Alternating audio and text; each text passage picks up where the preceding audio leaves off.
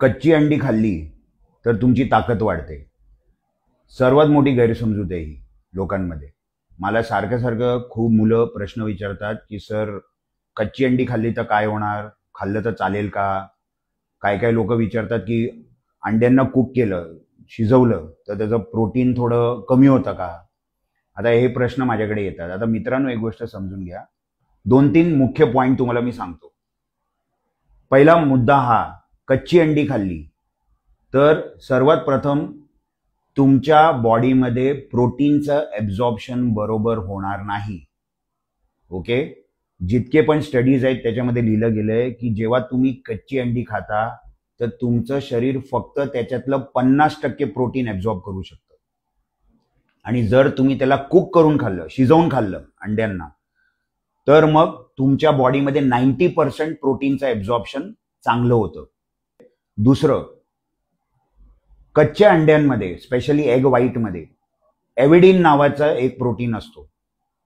आता हा एव्हिडिन नावाचा जो प्रोटीन आहे हा अंड्यामध्ये असलेला जो बायोटीन आहे याचा ॲब्झॉर्प्शनला थांबवतो तुमच्या शरीरामध्ये. आणि लॉंग टर्ममध्ये जर तुम्ही कच्ची अंडी खाल्ली तर तुमच्यामध्ये बायोटीनची डेफिशियन्सी होऊ शकते. तिसरा मुद्दा, कच्ची अंडी खाल्ली तर त्याच्यामध्ये एक बॅक्टेरिया असतो, साल्मोनेला म्हणतो आपण त्याला. या बॅक्टेरियामुळे तुम्हाला डायजेस्टिव्ह इश्यूज होऊ शकतात, डायजेशन खराब होईल तुमचं, आणि म्हणून कच्ची अंडी वगैरे खाऊ नका. आता मी येतो अजून एका मुद्द्यावरती. जे लोक म्हणतात की तुम्ही जेव्हा अंड शिजवता तर त्याच्यातलं प्रोटीन कमी होतं. प्रोटीन कमी होत नाही, प्रोटीन थोडंसं डिनेचर होतं. ते गरजेचं आहे आणि त्याच्यामुळे तुमच्या बॉडीमध्ये डायजेशन चांगलं होणार, पहिली गोष्ट.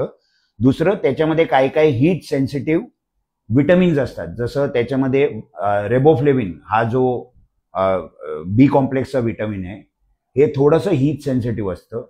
काही काही अँटीऑक्सिडंट असतात ते थोडे हीट सेन्सिटिव्ह असतात, म्हणून ते थोडंसं त्याच्या ॲब्झॉर्प्शनमध्ये फरक पडतो, पण मेजर फरक पडणार नाही, म्हणून काळजी करू नका त्याची. मुख्य मुद्दा काय आहे, कच्ची अंडी खाऊ नका, नाही तर त्रास होईल.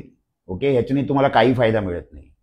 धन्यवाद. तुम्हाला हा व्हिडिओ कसा वाटला मला सांगा, तुमची रिॲक्शन द्या. Thank you so much. बाय, आणि मला फॉलो करा.